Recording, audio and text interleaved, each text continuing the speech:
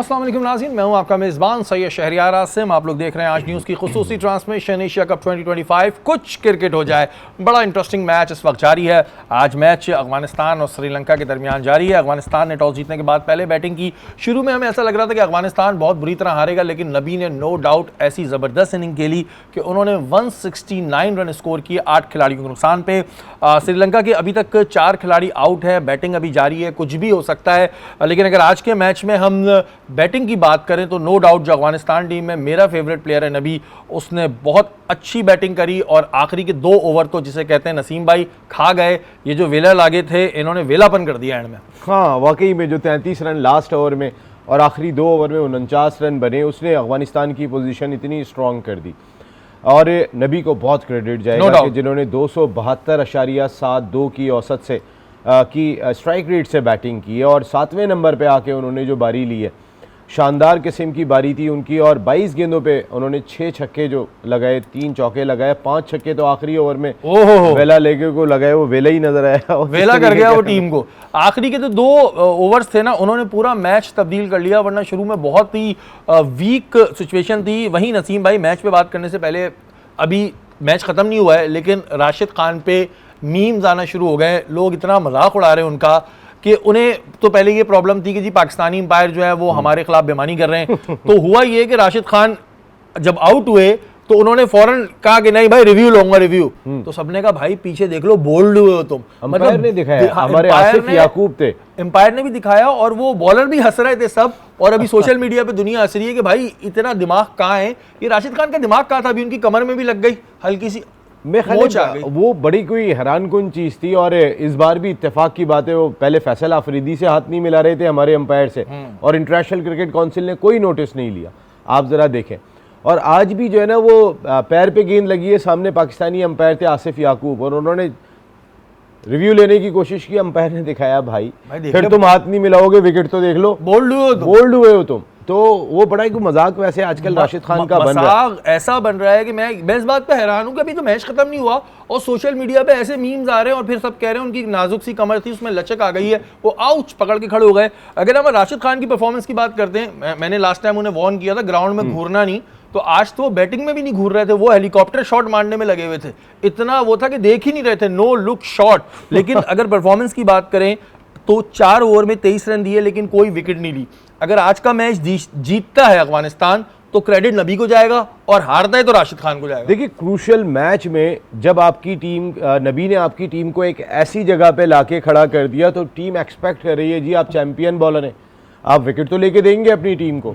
गो के उन्होंने 23 रन दिए, लेकिन जहाँ पे विकेट की ज़रूरत थी, इस वक्त जो स्ट्रॉन्ग पोजीशन दिखाई दे रही है शेरी भाई, उसमें 20 गेंदों पे 27 रन दरकार है मैच जीतने के लिए। इतना करीब आ गए हैं अब श्रीलंका, बिकॉज जो दरमियान में राशिद को विकेट लेनी चाहिए थी वो वहाँ पे विकेट लेके नहीं दे सके। और मैं बार बार आपको एक बात कह रहा हूँ शेरी भाई, राशिद खान का ग्राफ बहुत तेज़ी से नीचे आ रहा है। अब उन्हें लोग समझ गए, अब उन्हें पता चल गया कि राशिद किस जगह पे गेंद करते हैं और उन्हें हिट कैसे करना है। तो राशिद खान का जो ओरा था वो मेरे ख्याल में नीचे की जानिब गामज़न है। मैं बार बार ये बात कह रहा हूँ, इवन जसप्रीत बुमराह का भी, जिनको हम हवा बना के रखते हैं, जसप्रीत बुमराह को, मेरे ख्याल है जसप्रीत बुमराह और राशिद खान तेज़ी से नीचे की जानिब गामज़न है। बिल्कुल जी गामज़न है। और अभी राशिद की कमर में लचक आ गई हल्की सी। भाई तुम स्पोर्ट्समैन हो, जरा सी डाइव क्या मारी तो अपनी कमर पकड़ के बैठ गए, आउच दर्द हो रहा है। तो बहरहाल अगर दर्द हो रहा है और कमर ठीक ना हो तो यहाँ पे हमारे हड्डी जोड़ बैठता है 3 हट्टी पे, उसको आ जाना। वैसे तुमने दिखाया होगा कई बार, तो आगे सही करा देना। लेकिन नबी नो डाउट तो मेरा फेवरेट प्लेयर है, मैंने आपसे पहले भी कहा था। राशिद नसीम भाई कोई एटीट्यूड नहीं बंदे में, उसने 5 छक्के मारे, कोई एटीट्यूड नहीं, विकेट ले रहा है, कोई एटीट्यूड नहीं। इसे कहते हैं प्लेयर। और नो डाउट नबी को ही कैप्टन होना चाहिए, राशिद कैप्टन बनने के काबिल भी नहीं है। बहरहाल अभी मैच के बाद पता चलेगा, अगर अफगानिस्तान हारता है तो अफगानिस्तान आउट हो जाएगा टूर्नामेंट से। अपनी खबरों की जानिब आते हैं नसीम भाई। प्रेस कॉन्फ्रेंस हुई, ज़ाहिर जो मैच हुआ था पाकिस्तान और यूएई के दरमियान, तो एक भारतीय सहाफ़ी, सो कॉल्ड सहाफ़ी वहाँ पहुँच जाते हैं वीज़े लगवा के। उसने बड़े उकसाने की कोशिश की जो कप्तान मोहम्मद वसीम है, उनसे कहा कि आप नहीं समझते कि मैच देर से शुरू हुआ, इस वजह से आपकी कारकर्दगी मुतासिर हुई। तो उस पर उन्होंने मुस्कुरा के जवाब दिया कि नहीं जी ऐसी कोई बात नहीं है, और वो जो बेचारे कोशिश कर रहे थे उकसाने की वो नाकाम हो गई। अक्लमंद है मोहम्मद वसीम। भाई वसीम ने जो जवाब दिया वो बहुत ज़बरदस्त था। उन्होंने कहा कि देर होने की वजह से तो हमें ज़्यादा प्रैक्टिस का मौका मिल गया ग्राउंड के अंदर, अगर मैच डिले हुआ था तो हमें ज़्यादा वार्म अप होने का मौका मिल गया। और बहुत ही अच्छा जवाब दिया वसीम ने। और ख़ास तौर पे ये इंडियन साफ़ी ना कहीं कोई कंट्रोवर्सी पैदा कर रहे होते। पाकिस्तान जीत गया तो इसके पीछे जो है ना वो कोई ना कोई रीज़न तलाश करके लाने की कोशिश करते हैं। इस बार रीज़न ये था कि डिले मैच हुआ। भाई डिले मैच जो हुआ तो वो तो आप इंडिया की वजह से हुआ कि जिन्होंने पाइक्रॉफ्ट को जो है वो गोद लिया हुआ है मैच रेफरी को, और वो 90 से ज़्यादा मैचेस के अंदर हर इंडिया पाकिस्तान मैच में जो है वो आप पाइक्रॉफ्ट आपको दिखाई देंगे। तो आपको जो दुख है, जो अफसोस था कि पाकिस्तान सुपर 8 में कैसे आ गया, पाकिस्तान सुपर 8 में आ गया और अब मुझे तो ऐसा लग रहा है कि अफगानिस्तान शायद बाहर हो जाए, जो सूरत हाल दिखाई दे रही है। लेकिन आज मैं थोड़ा सा अफगानिस्तान की तरफ इस वजह से हूँ कि मुझे नबी की परफॉर्मेंस बड़ी अच्छी लगी। जिस तरह उसने अपनी टीम को उठाया है, नो डाउट अगर ये कैप्टन होता तो मैं तो फिर कहता नहीं अफगानिस्तान ही जीतना चाहिए था, लेकिन ये नाजुक कमर का राशिद खान कैप्टन है ना, तो इसकी जो कैप्टनसी है उसमें तो ये चीज़ें होनी है। अब वो ग्राउंड से बाहर चला गया है तो शायद जो उसके कदम ग्राउंड से बाहर चले गए हैं तो शायद अफगानिस्तान जीत जाए। ये बात वाकई आप सही कह रहे हैं। कदम जब तक ग्राउंड में रहते हैं ना कुछ ना कुछ होता ही रहता है। शेबी वो खुद टेंस में नजर आता है, खिलाड़ियों को टेंस में रखता है। एक बॉल मिस हो जाती है वो इस तरीके से खड़ा हो जाता है कि जैसे दुनिया खत्म हो गई। अच्छा मुझे हैरत है कि यार तुम कैप्टन हो, अब कैप्टन बन गए हो, जैसे भी बने हो पॉलिटिक्स कर करके, नसीम भाई दिमाग कहाँ है कि उसको विकेट गिरने की आवाज नहीं आ रही, वो रिव्यू ले रहा है, रिव्यू। अच्छा कल आपने देखा था कि जो अफगानिस्तान के एम्पायर थे, मतलब शाहीन ने बॉल कराई है, साफ बंदे के हाथ से लगी, पीछे कैच हो गया, उनको नहीं नजर आया। हाँ। शाहीन ने मिनट में रिव्यू लिया, वो खड़े में, फिर उसने जाके बताया कैप्टन ने, भाई मैं कैप्टन हूं, मैं कह रहा हूं रिव्यू ले लो। तो फिर रिव्यू लिया तो बड़ी मुश्किल से, बड़े बुरे दिल के साथ उन्होंने उंगली उठाई। उंगली उठाते में भी वो घबरा रहे थे। हालांकि उन्होंने, ऐसा लगता है कि जो उन्होंने सेहत बनाई हुई है सोमू के जो है वो रेसलर, वो जिस तरीके के वो अंपायर थे। अच्छा जब एम्पायरों की बात हो रही है, वहीं एशिया का पाकिस्तान में जो मुकाबला हो रहा था पाकिस्तान और यूएई का, उसमें एम्पायर जो है वो जख्मी हो गए थे साइम के बॉल ना पकड़ने की वजह से, लेकिन साइम ने जानबूझ के नहीं किया था। तो पाकिस्तान टीम के जो मैनेजर हैं नवेद अकरम चीमा साहब, वो अस्पताल गए, उन्होंने गुलदस्ता पेश किया, उन्होंने सेहतियाबी की दुआ करी। वहीं उन्होंने मोहसिन नकवी की जानिब से भी नेक तमन्नाओं का इजहार किया है एम्पायर को जो हमारे साथ बेमानियाँ कर रहे थे। देखिए बहुत अच्छा जेस्चर था ये पाकिस्तान की जानिब से कि पाकिस्तान खेल को डिस्प्यूट में नहीं डालना चाहता। पाकिस्तान, ये तो वही अंपायर थे ना कि जिनकी उंगली उठे जा रही, पैर पे रखा था और उंगली उठ जाती थी, तो हम जाके तुम हमें तकलीफ दे रहे हो, हम तुम्हें फूल पेश कर रहे हैं। अल्लाह की लाठी बेआवाज है नसीम भाई, अल्लाह की लाठी बेआवाज है। और फिर यही तो राशिद खान हमारे खिलाफ इतना हीरो बनते हैं, फिर अल्लाह की लाठी बेआवाज है। आज कमर में लग गई राशिद खान के, अल्लाह की लाठी बेआवाज, अल्लाह की लाठी बेआवाज है भाई, अल्लाह की लाठी बेआवाज है। वहीं सोशल मीडिया पे कुछ खबरें गर्दिश कर रही हैं, शाहिद खान अफरीदी के नाम से भी कर रही हैं, लेकिन शाहिद खान अफरीदी ने बात कही है नहीं कही, लेकिन जिसने भी कही है वो सही कही है कि ये वही शाहीन अफरीदी था जिसका कुछ अरसे पहले मजाक उड़ाया जा रहा था, और आज यही शाहीन अफरीदी आपको मैच जितवा रहा है, जो ना सिर्फ शानदार बॉलिंग कर रहा है बल्कि बैटिंग करके भी टीम को जितवा रहा है। अब ये बात शाहिद खान अफरीदी के नाम से हो रही है, जो कि कंफर्म नहीं है उन्होंने कही है या नहीं कही, लेकिन जिसने भी कही है बात तो सही है। देखिए अगर शाहिद खान अफरीदी ने ये बात कही है तो ये पूरे पाकिस्तान की बात कही है, जो हर पाकिस्तानी बात कर रहा है कि एक खिलाड़ी में एग्रेशन रह गया है। आपकी टीम में तो जैसे बुज़दिलों का टोला दिखाई दे रहा है। अगर एक खिलाड़ी में एग्रेशन दिखाई दे रहा है कि जो नीचे से 90 नंबर पे आके 24-25 रन 10-12 गेंदों पे करके आपको एक रेस्पेक्टेबल टोटल तक पहुंचाता है, और जो गिरी हुई टीम होती है, देखें आखिर में आज नबी ने अब टीम का मोराल उठा दिया, नो डाउट। जो 5 छक्के लगाए, जो आखिरी 2 ओवर नबी ने खेले, उसने अफगानिस्तान टीम को यहाँ ला के खड़ा कर दिया। शाहीन के भी जो रन्स हैं उन्होंने मैच में फ़र्क डाला। शाहीन के रन्स ने जो है वो पाकिस्तान टीम का मोराल कल इमारात के खिलाफ बुलंद किया। बिल्कुल। तो अगर लाला ने ये बात कही है तो सबसे ज़्यादा तो वो खुद अपने दामाद पे क्रिटिसाइज करते हैं कि भाई तुम क्या बॉलिंग कर रहे हो, क्योंकि ये बात मैंने इस वजह से कंफर्म कर दी क्योंकि ज़ाहिर है कुछ चीज़ें सोशल मीडिया पे ऐसी आ रही होती है, लेकिन बात सही है। शाहीन के बड़े भाई रियाज आफरीदी वो भी बहुत क्रिटिसाइज करते हैं। इस वक्त वो कोच हैं यहाँ पे फाटा की टीम के, कराची आए हुए।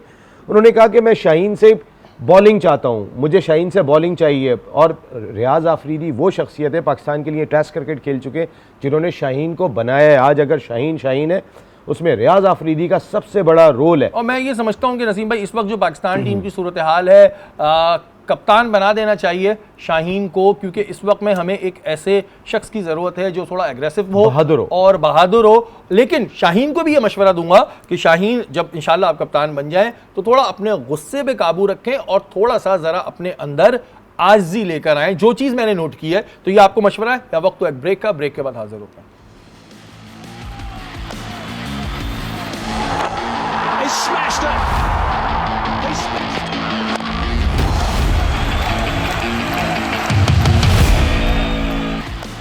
वेलकम बैक नाज़रीन, आप लोग देख रहे हैं आज न्यूज़ की खुसूसी ट्रांसमिशन और बहुत ही भारी दिल के साथ बताना पड़ता है कि अफगानिस्तान टूर्नामेंट से बाहर हो गया। एशिया की मुंह बोली दूसरे नंबर की टीम टूर्नामेंट से बाहर हो गई है। यहाँ सिर्फ मुझे दुख यह है कि जो बेचारे नबी ने कोशिशें करके 22 बॉलों पे 60 रन बनाए थे उसे राशिद खान ने मलिया मेट कर दिया और 8 बॉलें पहले ही मैच खत्म कर दिया, 6 विकेटों से जीत गए। कमांडो उतार दिया ग्राउंड में। नसीम भाई, ये क्या हुआ है? वक्त बदल गया, हालात बदल गए। एशिया की दूसरी नंबर की टीम मुंह बोली एशिया की, वो बाहर हो गई, अगले मरहले में ही नहीं पहुंच पाई। देखिए, जितनी तकलीफ अफगानिस्तान के लोगों को हुई होगी उससे ज़्यादा 1 अरब और 25 करोड़ आवाम को भी हुई होगी, क्योंकि ये इतनी अब फेमस टीम बन गई है कि इंडिया के साथ साथ छोटे बेबी की तरह चलती हुई दिखाई देती है। दूल्हा के साथ शहबाला आता है। हाँ, शहबाला आता है। तो इस वक्त शहबाला जो है ना वो बाहर हो गया। और इसमें मैं कहूँगा कि राशिद खान की बैड कैप्टनसी, देखिए एक तो वो टीम में ग्राउंड में इतना टेंस पैदा कर देते हैं, खुद एफर्ट कर रहे होते हैं, लेकिन भाई आपके एफर्ट नहीं, आपको काम एंड कूल धोनी की तरह होना चाहिए, एक तरीकेकार के तहत भी बेकार होती है। वो जो एफर्ट करता है राशिद खान, वो एफर्ट नहीं होती, वो टेंशन फैलाने की होती है या दूसरे को गुस्सा दिलाने की हो रही होती है। देखिए शरीफ भाई, उमर जई ने आज अच्छी बॉलिंग की थी, 2 ओवरों में 10 रन दिए थे, आपने उमर जई को दोबारा लगाया ही नहीं। आपका फजलुर रहमान फारूकी आज बहुत एक्सपेंसिव 38 रन देके गए और जो सेकंड लास्ट ओवर था वो टर्निंग ओवर साबित हो गया। देन मुजीबुर रहमान को आप लेकर आए, उन्होंने 11.45 की इकॉनमी से रन दे दिए, लेकिन बैड कैप्टनशिप इसलिए कि वो अपने आपे में ही नहीं होते। राशिद खान साहब वो अपने कंट्रोल में, वो कहते हैं ना मैं अपने ही कंट्रोल में नहीं होता, वो अपने कंट्रोल में नहीं होते। भाई जो अच्छी बॉलिंग कर गया है, आपने उसको कैसे रिप्लेस किया? उससे 2 ओवर इसलिए कराए क्योंकि उमर जई एक राशिद खान की तरह डेवलपिंग स्टार बन रहा है, बैटिंग में भी रन करता है, बॉलिंग भी करके दिखाई दे रहा है। राशिद खान ये नहीं चाहते कि मैं सबसे बड़ा सुपरस्टार हूं अफगानिस्तान का तो मैं ही रहना चाहिए। भाई टीम को देखो, आप टीम तबाह कर रहे हो। जब से राशिद कप्तान है अफगानिस्तान क्रिकेट टीम का, आप ग्राफ देखें किस तेजी के साथ नीचे की जानिब गामजन है।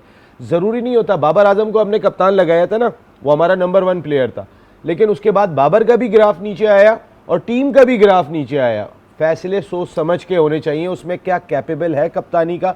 राशिद कहीं से भी कैपेबल नहीं था, नबी एक सुलझा हुआ खिलाड़ी दिखाई देता है, आपने रिप्लेस कर दिया। वो राशिद खान साहब पीछे बैठ के, होता है ना हमारे यहाँ पर भी साजिशें हो रही होती हैं, खलीफा जिसे कहते हैं ना। और मजे की बात, मैच भी हार कर कमर भी तोड़वा ली, लेकिन कमर तोड़वाना मुझे ड्रामा लग रहा है राशिद का, क्योंकि अब वो अपनी कमर पकड़ के यूं चल रहे हैं ताकि जी मुझे थोड़ी सिंपैथी मिल जाए। अच्छा, अब किससे हाथ नहीं मिलाएंगे?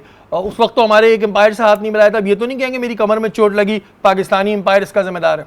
नहीं, वो हो सकता है कि आसिफ याकूब को कहें कि मैं बोल्ड हुआ तो तुमने आउट क्यों दिया। हाँ, रिव्यू ले लेते। भाई बोल्ड पे तो आउट हो गए, वो बोल्ड पे भी रिव्यू ले सकते हैं। बोलेंगे कि भाई मेरे पैर से टकरा के गई थी, अंपायर को नॉट आउट देना चाहिए था, पर आसिफ याकूब से हाथ नहीं मिलाएंगे वो। बहरहाल सारी बातें अपनी जगह, लेकिन ये मैं पैगाम देना चाहता हूँ अफगानिस्तान की जो क्रिकेट टीम है उसको, कि एक तो टूर्नामेंट से पहले कभी बड़े बोल नहीं बोलने चाहिए।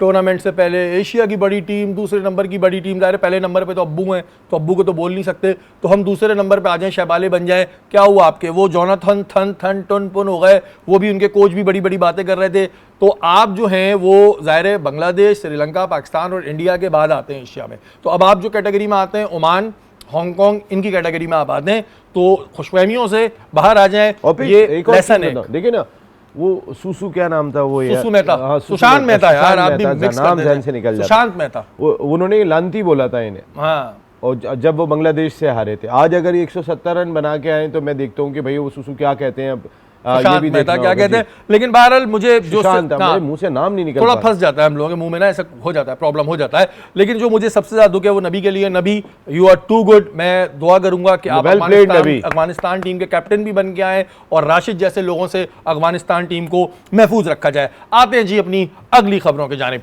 शोएब मलिक का कहना आईसीसी से एक सवाल है। शोएब मलिक ने एक सवाल किया है कि जो हमारे सूर्या कुमार यादव जो हैं इंडिया के, उन्होंने जो तकरीब में सियासी बयान दिया, उनके खिलाफ अब तक कोई कार्रवाई नहीं हुई है, लेकिन जब माजी में उस्मान ख्वाजा और मोइन अली ने कोई बात कही थी तो उनके खिलाफ एक्शन क्यों हुआ था?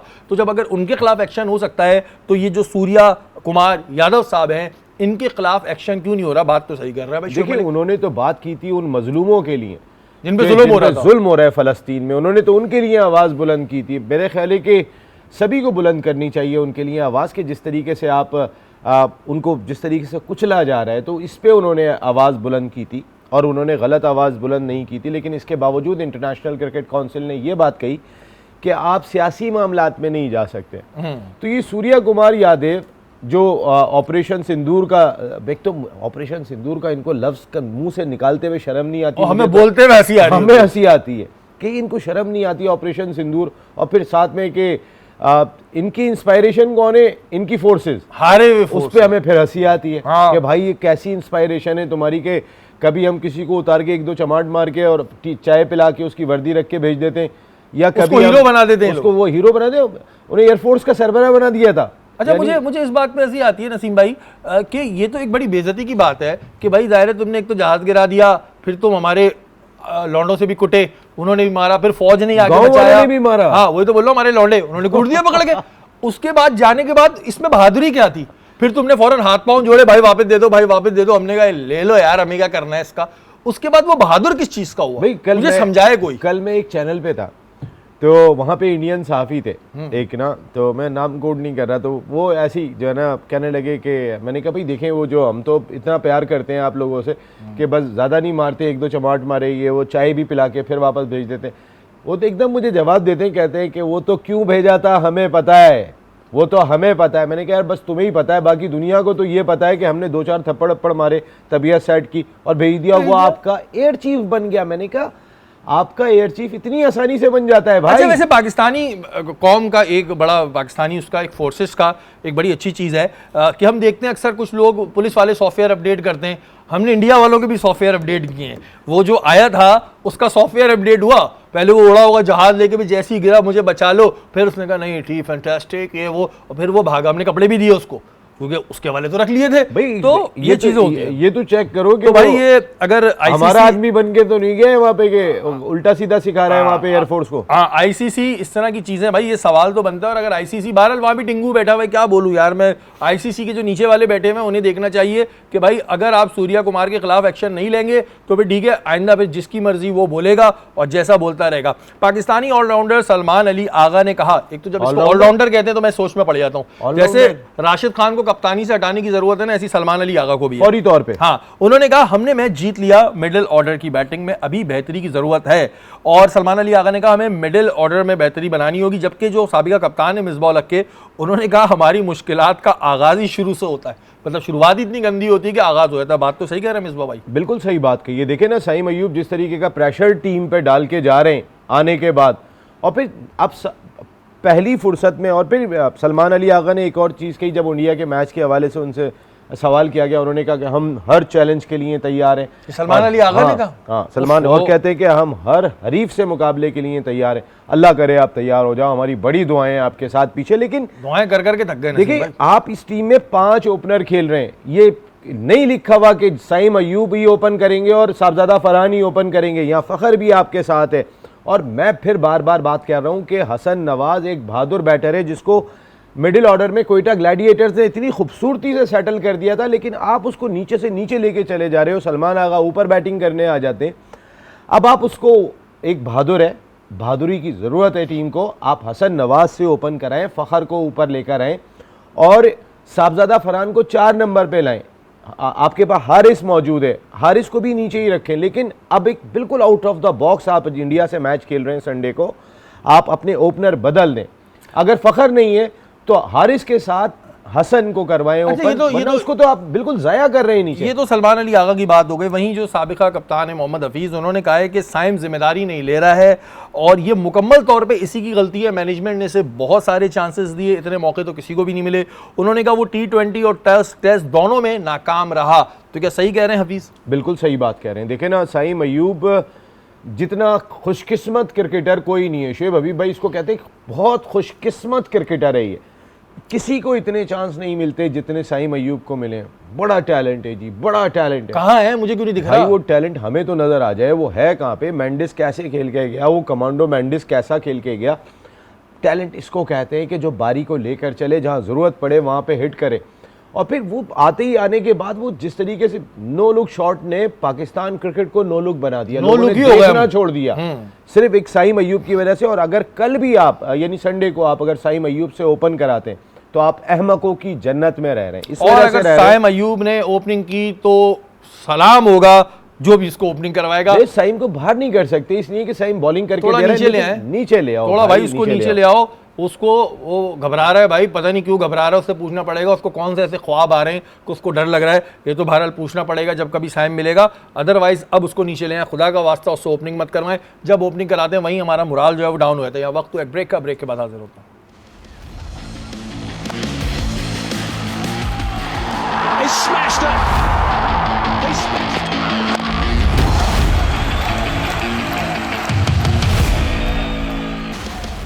वेलकम बैक नाज़रीन, आप लोग देख रहे हैं आज न्यूज़ की खुसूसी ट्रांसमिशन। खबरें हमारे पास बहुत सारी हैं। वहीं एक खबर ये है कि बीसीसीआई और बीजेपी के रहनुमाओं की अहम मुलाकात होगी 20 सितंबर को दिल्ली में होगी। अच्छा, ये क्यों होगी मैं आपको बताऊं कि क्योंकि बीसीसीआई 28 सितंबर को अपना नया जो है वो सदर चुनने जा रही है, और जो उसमें नाम है वो बड़े मज़े के हैं। नाम है सौरव गंगुली, हरभजन सिंह और रघुराम भट्ट और किरण मोरे जैसे नामों पर गौर किया जा रहा है। लेकिन ज़ाहिर है ये तो बीजेपी सेट करेगी कि किसको आना है।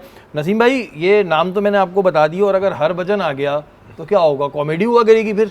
ये नाम था देने का वैसे भाई, पंजाब क्रिकेट एसोसिएशन ने उनका नाम दिया, इसके अलावा कर्नाटक एसोसिएशन ने रघु का नाम दिया, और सौरव गंगुली कोलकाता से हैं, जो बंगाल का सूबा है, वहाँ से पहले भी ये सदर रह चुके हैं, जिम्मेदारियां अंजाम दे चुके हैं।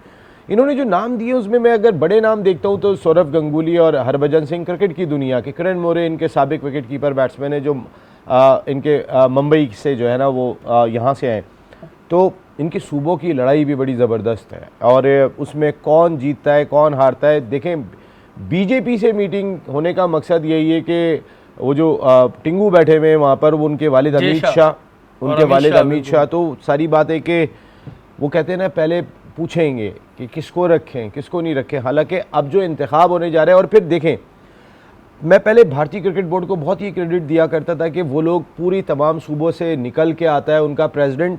बीजेपी इतनी मुदाखलत नहीं किया करती थी, लेकिन अब बीजेपी पहले बुला के बात करेगी कि किसको रखना है और किसको नहीं रखना। तो फिर जो हमारी क्रिकेट का हाल हो गया था कि सरकार की तरफ से नाम अनाउंस होता है, कोई एसोसिएशन के थ्रू नहीं जाता बंदा, तो जो एक इंडिया में सूरत हाल थी, एक जमहूरियत पाई जाती थी उनके क्रिकेट बोर्ड के अंदर, तो उसको शदीद नुकसान पहुंचने का ख़तरा है।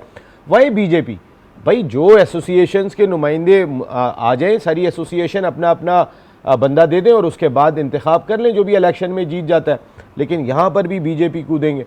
बीजेपी वैसे भी जो है ना वो इस एशिया कप में आने के बाद जितनी तनकीद का निशाना बने, और उसके बाद शाहिद खान आफरीदी का वो स्टेटमेंट के राहुल गांधी जो है ना और कांग्रेस जो है वो माकूल दिखाई देते हैं बीजेपी के मुकाबले। लेकिन इंडिया की आवाम को देखें ये चीज़ समझनी चाहिए ना, अब वो तो फिर यही फ़ायदा ले जाएगा बीजेपी के लिए। पाकिस्तान बीजेपी के अगेंस्ट बोल रही है तो जाके ठप्पे मारेंगे, लेकिन बेवकूफ़ी आपकी है। सौरव गंगुली की अगर बात करें तो उनका एक स्टेटमेंट मैंने देखा कि जी उन्होंने जब पाकिस्तान और इंडिया का मैच हुआ तो उन्होंने कहा कि जी मुझे पाकिस्तान की जो टीम का सवाल है उस पर बड़ा अफसोस है। एक ज़माने में क्या प्लेयर हुआ करते थे, उन्होंने नाम लिया वसीम बकार और जावेद भाई का कि ये बड़े अच्छे होते थे। उन्होंने कहा मुझे मैच देखने में दिलचस्पी नहीं थी, मैंने 15 ओवर के बाद जो है वो अंधेरी रात मूवी लगा के देखना शुरू कर दी थी। उन्हें ऐसा पता नहीं क्या लगा कि उन्होंने कहा अंधेरी रात देख लो। कह रहे मुझे मैच ही देखने में इंटरेस्ट नहीं और मैं दीगर मैचेस देखना बेहतर समझता हूँ, पाकिस्तान का मैच देखना बेहतर नहीं समझता। ऐसा सौरव गंगुली ने भी कह दिया। इनको कहते हैं दादा, ये इंडिया में दादा कहलाते हैं। और ये इंडिया के दादा का मैं आपको बताऊं, इधर से शोएब अख्तर रनअप लेना शुरू करते थे, मैं बिल्कुल आपको ये पूरा इंडिया बताएगा ये बात। इधर से शोएब अख्तर दौड़ना शुरू करते थे, बैट्समैन आगे जाके खेलता है, ये पीछे चलना शुरू करते थे। इतनी तो इनकी जान जाती थी। ये तो आपका दादा है कि इधर से हमारा पसली पे भी मारी थी ना, अगर मैं गलत नहीं हूं तो। अरे इतना मारा है इनको, मैं आपको बता रहा हूँ ना। शोएब अख्तर ने इधर से रनअप लेना शुरू किया, बैट्समैन आता है ऊपर जाता है, ये पीछे जाते थे। और इनके सारे बैटर्स को जो है ना, और बताएं आपका बुज़दिल दादा बनाया हुआ है आपने। दादागिरी तो बताएं किससे करवा रहे हैं कि जो हमारा एक आता था शेर और उसके बाद आप आगे जाने के बजाय पीछे आते थे। अब इसको आप दादा कह रहे हैं तो यार फिर शायद उम्र की वजह से कहते होंगे नसीम भाई कि उम्र में दादा हो गए होंगे वो, अदरवाइज दादा वाली तो कोई बात है ही नहीं। और फिर ये इस तरह की बातें करना कि जी प्रिंस ऑफ कोलकाता, हाँ प्रिंस ऑफ कोलकाता, ये बातें कर रहे हैं कि जी मैं मैच के बीच में मैंने अंधेरी रात मूवी लगा ली। ये कोई टाइम था मूवी ऐसी देखने का? इनके स्टाइल का ये आलम है। Sharmila Tagore when she was the chairperson of Indian film sensor board, Mohali में मैं मैच कवर कर रहा था, वहाँ पे उन्होंने पहले एक प्रेस कॉन्फ्रेंस की और उसके बाद तेंदुलकर की भी प्रेस कॉन्फ्रेंस हुई। जितना मीडिया था, क्योंकि उनकी फिल्म इंडस्ट्री और स्पोर्ट्स दोनों मिल गए थे, वो उस दिन मैच देखने आई थी। तो अब आप अंदाज़ा करें, इनके स्टाइल देखें दादा के, मुझे आरिफ अली खान अब्बासी साहब, बहुत बड़े एडमिनिस्ट्रेटर पाकिस्तान क्रिकेट के, जिन्होंने बहुत काम किया इसके लिए, अब्बासी साहब ने मुझे कहा, क्योंकि वो नवाब पटौड़ी के ख़ानदान के थे, मैंने कहा एक इंटरव्यू तो करवा दें, तो उन्होंने कहा नहीं अभी तो प्रेस कॉन्फ्रेंस की है। फिर उन्होंने कहा जाओ जाके वो नीचे बैठिए बात कर लो। अब मैं गया मोहाली स्टेडियम में, ये बिल्कुल इस जो ड्रेसिंग रूम के दरवाजे पे सौरव गंगुली दादा बैठे हुए और उनके बराबर में जो है वो बैठी हुई है मोहतरमा। अब मैंने साइड में जाके कहा कि मैडम, भाई मैडम नवाबजादी मैडम तो इस तरफ मेरी तरफ देखने का नाम नहीं। मैंने कहा मैडम और गंगुली सामने ग्राउंड में देख रहे हैं, मैं इधर खड़ा हूँ। मैंने कहा मैडम, अरे मैडम ने तो देख लिया लेकिन गंगुली ने यूं गर्दन नहीं घुमाई। मैंने कहा भाई इनको किस चीज़ का भरम दिखाई दे रहा है, मेरी समझ में नहीं आया। मैडम आई ऊपर, मैंने खैर उनका इंटरव्यू कर लिया, लेकिन इनका सरिया मेरी समझ में नहीं आया कि किस चीज़ का अच्छा, था। मुझे लग रहा है फिर इसको बना देंगे, सौरव गंगुली को ना बना देंगे, क्योंकि ये बेचारा बातें भी कर रहा है, फिर ज़ाहिर उम्र भी हो गई, अब कोई काम धंधा तो है नहीं इनके पास भी, तो इन्हें बना देंगे। लेकिन बहरहाल आप मैच देखें ना देखें, हमें फ़र्क नहीं पड़ता। हम कहते हैं यार आपकी मर्ज़ी, जो करना है आप करते रहें, लेकिन शोएब भाई का डर अपने दिल से निकाल दो। अब शोएब भाई ने बॉलिंग छोड़ दी है, डर निकाल दो गंगुली अपने दिल से। अच्छा, मिकी आर्थर ने कहा है कि जी एशिया कप 2025 में बाबर आजम का ना होना मेरे लिए एक तशवीश की बात है। उन्होंने कहा कि जी बैटिंग के हवाले से अगर देखें तो एक बड़ा अच्छा आपका प्लेयर है, उसका रन रेट के हवाले से ही बात की, और उन्होंने कहा कि अब जो पाकिस्तान इंडिया का अगला मैच होगा वो पाकिस्तान के लिए एक सख्त चैलेंज होगा। तो उन्होंने भी आप वाली बात की कि यार बाबर को क्यों नहीं खिलाया, मिकी आर्थर कह रहे हैं। शरीफ भाई देखें, कोई भी क्रिकेट को समझता होगा इस बैटिंग में जहां डेप्थ दिखाई नहीं दे रही, बाबर को 3 नंबर पे, मैं फिर कहता हूं not as captain not as opener, दोनों जगह पे बाबर नहीं होना चाहिए। बाबर को 3 नंबर पे लाके खिलाओ। आप फ़खर को 3 नंबर पे खिला रहे हो, जो आपका बेहतर बैट्समैन है, जो टॉप ऑर्डर पे बैटिंग करता है आपको, क्योंकि आप एक टीम में 5-5 ओपनर खिला रहे हो। वो जो बाबर मेकशिफ्ट ओपनर बने थे और फिर उसके बाद जे वीरो की जोड़ी बन गई थी, 15-16 ओवर खुद खेल के आते थे, 110 रन बोर्ड पे लगा के आते थे, बाकी 4 ओवर में बाकी टीम जितना स्कोर कर ले। बाबर की ज़रूरत है, जिस तरह कोहली खेला करते थे, जिस तरीके से विलियमसन तो खेला करते थे। बाबर अब कुछ ज़रा आए होंगे नीचे, इनको एशिया कप में नहीं लेकर गए, कुछ उनका हुआ होगा मामला सही, या वो यही कहेंगे नहीं मैं आऊँगा तो कैप्टन आऊँगा और ओपनर ही खेलूंगा। नहीं शरीफ भाई, अगर ज़िंदगी में बाबर को कप्तान लगाया तो ये पाकिस्तान क्रिकेट बोर्ड की सबसे बड़ी गलती होगी। पाकिस्तान क्रिकेट बोर्ड ने मोहसिन नकवी साहब के दौर में बहुत बड़ी गलती की थी, जब बाबर आजम को वर्ल्ड कप के बाद हटाया। शाहीन शाह अफरीदी से सर अब आपने एक सीरीज़ में कप्तानी करने के बाद आप बाबर को नहीं देते दोबारा, आप शाहीन को हटाना बहुत ही बड़ा ब्लंडर था, या तो वैसे ही ब्लंडर था जैसे सरफराज को हटाना ब्लंडर था, खैर वो तो बहुत ही बड़ा था। आपको लगाना नहीं था, एक सीरीज़ के बाद आपने दिल तोड़ दिया। भाई आप, वो आपका मैच विनर है, आप उसको बाकियों को जैसे ट्रीट किया जाता है मैच विनर को, आप वैसे ही करते। एक सीरीज़ के बाद हटा के आपने दोबारा बाबर को लगा दिया, तो आपने क्या किया था समझ में नहीं आया। डिवाइड एंड रूल वाली पोजीशन हो गई थी ना, जाहिर है आपने टीम में खुद डिवाइड एंड रूल कर दिया, ये गलती और थी। उसका रिजल्ट नसीम भाई आया है मैचेस में, हमने मैचेस में देखा है कि टीम में कोई यूनिटी नहीं है। बाहर से आए हुए लोग बोल रहे हैं कि भाई लग रहा है कोई अलग अलग लोग खेल रहे हैं आपस में। देखिए मैं आपको बताऊं, मैं शाहीन शाह अफरीदी की शादी में भी गया था, बाबर आजम भी आए थे। शाहीन को तकलीफ थी, मैं महसूस होती थी, वो जब मिल रहे थे बाबर के साथ, ये वो बाबर आए इसलिए थे कि किसी तरह शाहीन को मना लें, क्योंकि शाहीन को बना लेंगे तो टीम बेहतर हो जाएगी। लेकिन शाहीन के दिल में एक एहसास ज़रूर था कि मेरा कसूर क्या था भाई, मैं क्या, भाई देखे ना शाहीन शाह अफरीदी ने, कलंदर्स ने 3 टाइटल जीते आखिरी 4 साल में, उन्होंने अपनी टीम के ऊपर बहुत मेहनत की, लेकिन कप्तान कौन था उनका? शाहीन शाह अफरीदी कप्तान था। उससे पहले उन्होंने पता नहीं किस किस को कप्तान लगा के देख लिया। शाहीन ने आखिरी 4 में से 3 इवेंट जिता दिए कलंदर्स को। तो आपको एक चीज़ नज़र आ रही है, एक शख्स में एग्रेशन नज़र आ रही है, एक शख्स, और इस बुज़दिल टीम में मैं बार बार कह रहा हूं कि हमारी टीम को मज़ीद बुज़दिल ना बनाओ। जो आपने सलमान अली आगा जैसे कप्तान लगाए, में पहले बाबर को कप्तान लगाया हुआ था, तो ज़्यादा बेहतर यही है कि लाएं आप शाहीन को दोबारा कप्तान, एशिया कप करा लें आप सलमान अली आगा से। अगर क्रिकेट खड़ी करनी है तो इसमें थोड़ा सा एग्रेशन लाओ, बहादुरी लाओ। बिल्कुल जी, बहादुरी लाने की बहुत ज़रूरत होती है, हर मैदान में ज़रूरत होती है कि बहादुरी के साथ खेला भी जाए। और बहुत सारी ज़ातियाँ हम पहले माजी में भी डिस्कस कर चुके हैं जो पाकिस्तान क्रिकेट बोर्ड की जानिब से होती हैं, अगर लेकिन अब आगे आने वाली सूरत हाल में पाकिस्तान क्रिकेट बोर्ड को ये अहम फैसले लेने होंगे। हमारी ट्रांसमिशन का वक्त ख़त्म हो गया है, कल आपसे दोबारा मुलाकात होगी। लेकिन ये हम थोड़ा सा वो ज़रा अफगानिस्तान हो गया तैयारी करो राशिद, शाबाश। कोई बात नहीं, और राशिद को ये ऑफर भी है कि अगर कमर में ज़्यादा प्रॉब्लम हो तो यहाँ पे 3 हड्डी पे भोलू बैठता है, हड्डी जोड़ वाला, उससे हम आपका इलाज भी करवा सकते हैं। कल आपसे दोबारा मुलाकात होगी। अपने मेज़बान सैयद शहरियार आसिम को इजाज़त दीजिए। पाकिस्तान जिंदाबाद। पाकिस्तान।